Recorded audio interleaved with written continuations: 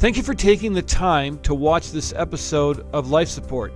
If you enjoy the content, we would ask that you like it, hit subscribe, and share it with your friends. Hey, so glad to have you on Life Support. What we do on this show is we tell stories, we talk about redemption, we talk about the power of Jesus in the world in which we live, and we're going to do that again today. My guest is David Stark. He is a pastor and author. He's written 2 books, one Reaching Millennials and one called Life Keys. And he's also in the middle of writing a book right now on suffering. So we have lots to talk about. And David, thank you very much for being here. It's great to be here with you, Paul. We had a great talk last time about reaching millennials, and I think that was really helpful. A lot of things to unpack there. But you also have this book called Life Keys. Tell me about that. So Life Keys was written in the 90s, but it's continued to be popular. It's basically a way of looking at yourself through what I call 5 lenses. And those lenses are different parts of you. So they are your life gifts or your natural talents, your spiritual gifts, your passions, your values, and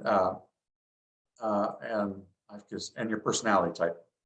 And so the nice thing is my co-authors, Jane Kesey and Sandra Hirsch, had both been on the National Board of Myers-Briggs and the National Board of Strong's Interest Indicator. And so we were able to put into a book a way of identifying all of that without anybody being certified, which when you know that those movements, you know that was like, it was like, the revolution. And that, because they had both been president of the type community, they were able to go back to the theory. And so we help people get really clear about who they are. And then that allows us, in the latter part of the book, to talk about how do I understand servanthood from a biblical point of view? And how do I take all of that and apply it to my vocation or my avocation or my church volunteering or, midlife crisis or whatever the things that there's a bunch of chapters about applying it then to life. That's, we grew up in our era. We took these spiritual gift inventories and then they would report back and say, you should be, doing this and that, and that's your gift. And so we're going to put you over there and, you're going to be like shoveling the sidewalk on winter. That's your one spiritual gift or whatever for me. But I always thought that was a kind of an artificial way to get to who I really am. It doesn't really take into account the people I know or what I know about myself or, are people wandering around churches not really even understanding where they should be plugging in and serving? They do. And here's the big idea, Paul, and that is, like you experience, the goal of Life Keys is not to tell you where you ought to volunteer. The goal of Life Keys, and I had that same experience you had, is to give you all this information about who you are in multiple dimensions. I find then there's a digestion process. Mm-hmm. And then people can make their decisions about volunteering or about work or about whatever they're going to be doing, starting businesses or all those different things. But when you try to do an inventory and then just try to slot them, first of all, it doesn't take seriously all different parts of them. It doesn't take seriously their season of life or what their passion is unless they identify their passions. And so we found it much better in churches to just give them all this great information because people come to our seminars and read the book for a lot of different reasons. And so it's also therefore we've found that people will do it multiple times, Paul, because life changes. And so we get lots of different audiences. And I find that trying to fill slots, you end up feeling like a slot, right? Yeah. Not a person, right? And so we're here really to equip people, and they're going to do lots of things with it. Yeah, and I'm glad you mentioned the different seasons of life, and this is where I'm going to earn the big money they pay me here to transition over to a book you're working on right now. But we do go through different seasons of life, and I can speak personally to, losing a son, and I have kind of this view of my life, and I lost a wife before that, and I have life before losing my wife, and then a Paul after, before losing my son, and a Paul after losing my son. And they're all different, completely different. And one of the frustrations or isolating things about that is everyone around you, they want you to stay the same. They want you to be the same old Paul, but you're not. And I would even venture to say that God doesn't want you to be the former Paul, because the reason all this stuff has happened in your life is to refine you to be more like Christ. And so, so tell me a little bit about that, because you've got this really unique, you've got this whole look at how people are kind of made up, and now you're writing this book on suffering. Tell me how suffering changes people and why it's so hard for people to accept the new person that comes out of that suffering experience. Absolutely. So the first thing to say, just like you were reflecting on in your own personal experience, when you go through major suffering, it's like entering a new country. I mean, you are a completely different individual. And I think the first thing to say is a whole bunch of things usually shift. First of all, your values shift. And so if you were to sort out your top 8 values prior to those events and afterwards, they would be probably significantly different, at least the top 3 or 4. Mm-hmm. Your passions can shift a lot because of what happens with all of that. Usually, you may or may not want to use natural talents you've used before. You may want to use them, or at least you might want to shift where they're applied. Some of your spiritual gifts may actually surface in the process of going through that kind of suffering, right? Mm-hmm. Let alone the major things that happens in my opinion, in major suffering, is it clarifies what you really want to do with your life, because you now realize, which you knew but you didn't know it directly, how precious life is, or how much this time should not be applied to trivial things. And so those are at least some of the things that happen, Paul. And so the idea that individual, they're still Paul, but there's all kinds of things that are shifting during the process of doing that. I was doing life keys with a family who in Chicago, who the husband was the fire chief in town, and he was killed in a fire. And I had the privilege of doing this with his wife and with his son and daughter and boyfriend. And they told me that because they were able to kind of re-identify all these parts of themselves, it gave them their first hope. And in Mom's case, she'd always wanted to be a clinical psychologist before this all happened, but she was a stay-at-home mom, and now she was really ready to go for it, to do that in the wake of all this. And in the daughter's case, as she went through all of this, she hated God after he took her dad, but it was the first time she was able to kind of re-embrace the fact that she's still in this world and still has things to do. So it's really important that people understand the number of shifts that happen because of major suffering. Yeah, and I think it's also the person who is going through suffering also has to give themselves some grace, right? Because you have high expectations for yourself anyway, and we all end up beating ourselves up at some point. And we see all these shifts happening. Maybe we don't have as much energy. We're not thinking as clearly. Some of the things we used to do really well, I'm going, wow, I can't really do that now. It takes time. There's no doubt about it. And that's where for me, the concept in Ecclesiastes of seasons, Paul, is really critical, because God has factored in the fact that there are seasons in life, in my opinion. There's a time to mourn. There's a time to dance. There's a time to gather, a time to refrain.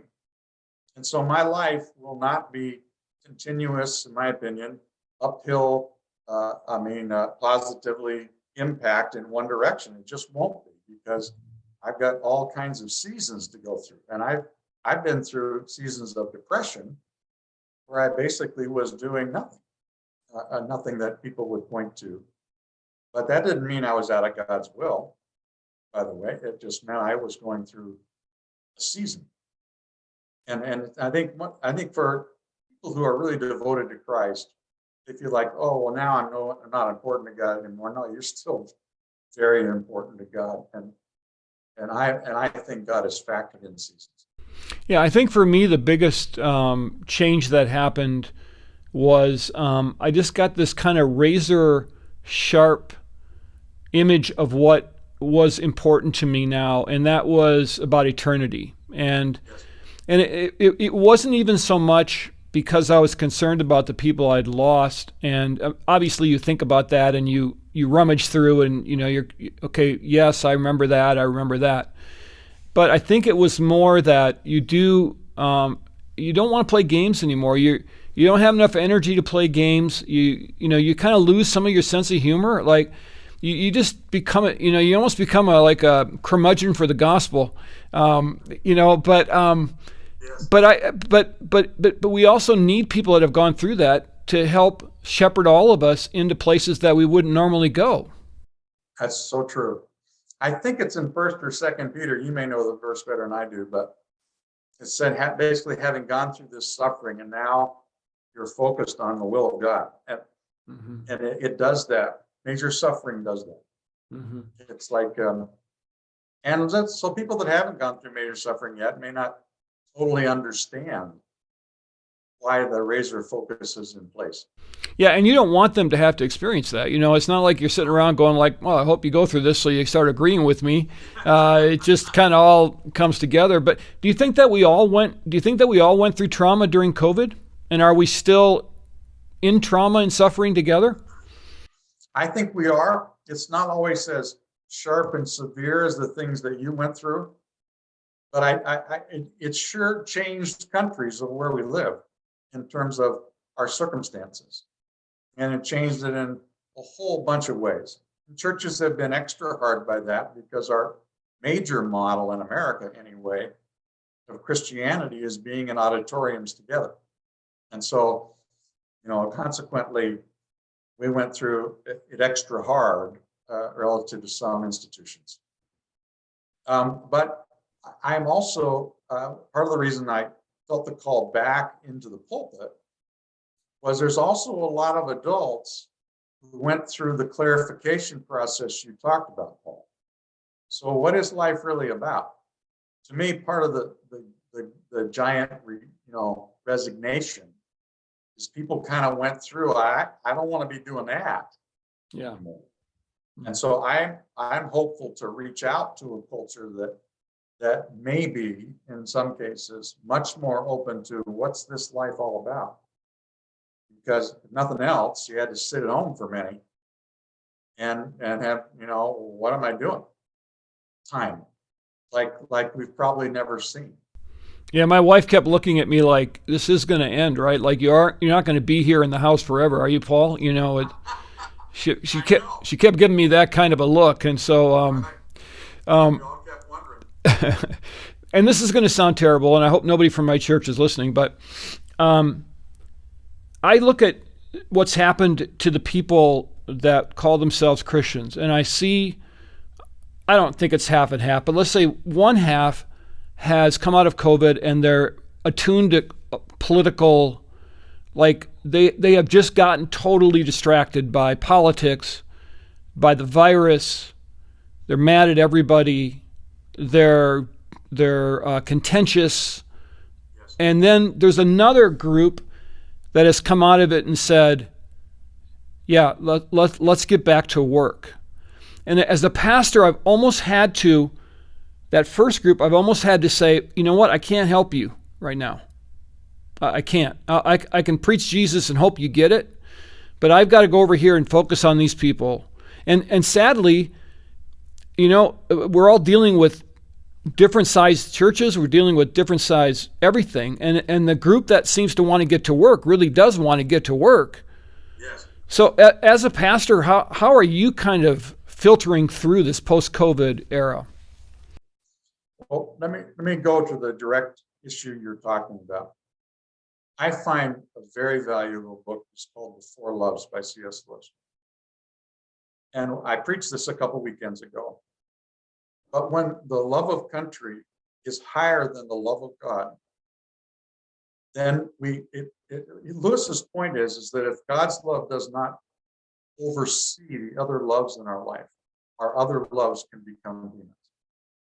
And when the love of country becomes greater than the love of God, we are willing to jettison the entire ethics of Jesus, the entire focus on winning people to Christ.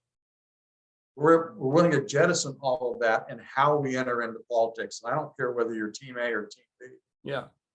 And so we're all fighting the battle, I think, of saying, wait a minute, you don't get to forget about all that as you approach your political point of view. And the challenge is it's really an idolatry of love of country over love of God. Because you can't hate and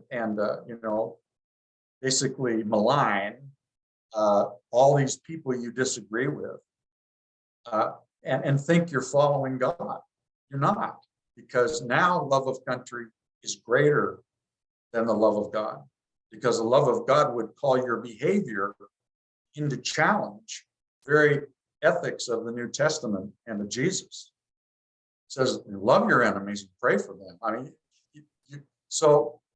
the way I deal with it is to say, I'm sorry, but the love of God has to reign over all your loves. And it has to, and it does not, then the other love, it could be romantic love, friendship love, country love, becomes a demon. It actually, you're working against God, the gospel being relevant to people. And all you have to do is talk to people on the other side. I mean, it doesn't matter which side. Yeah. You basically have turned them off completely to Jesus. And of course, that should make a dent. It should. Well, I mean, I often talk about this as well. And, thankfully, as we go through Scripture, there's a lot of opportunities to talk about what you're saying, because this is basically the heart of the gospel.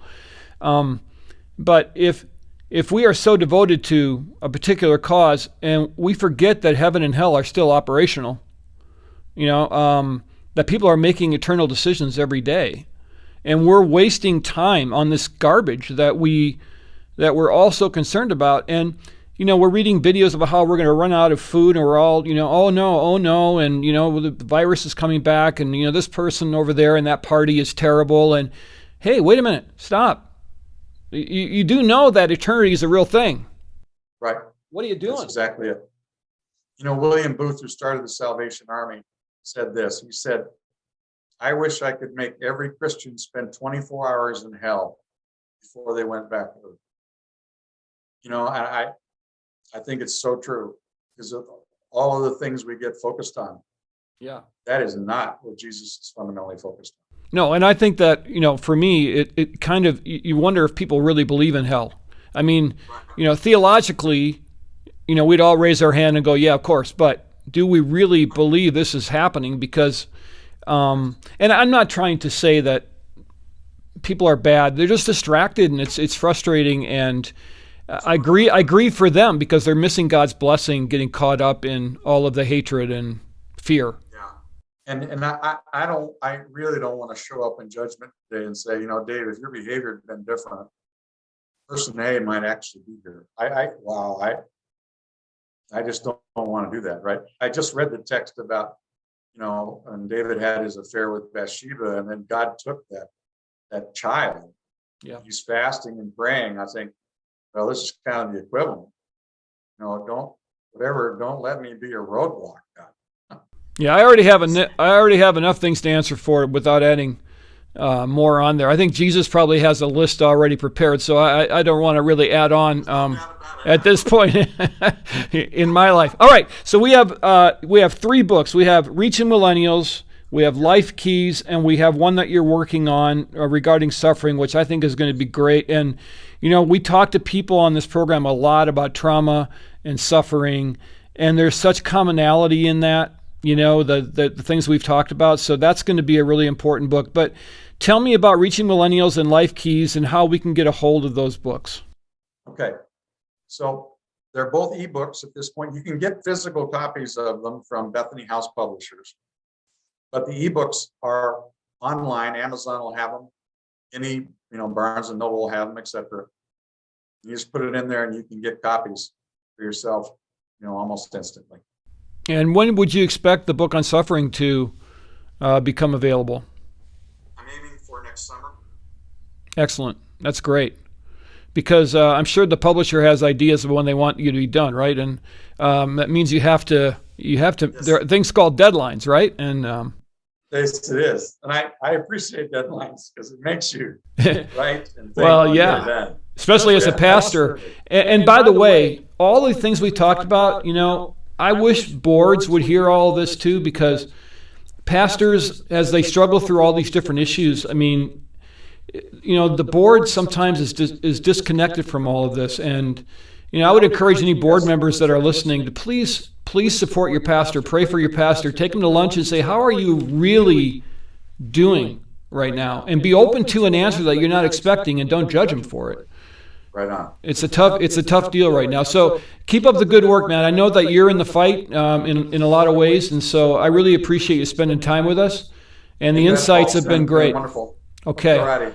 That's David Stark. And again, the book, Reaching Millennials, Life Keys. You can get those, and I think it'd be well worth your while. And watch for the book on suffering that'll be coming out soon.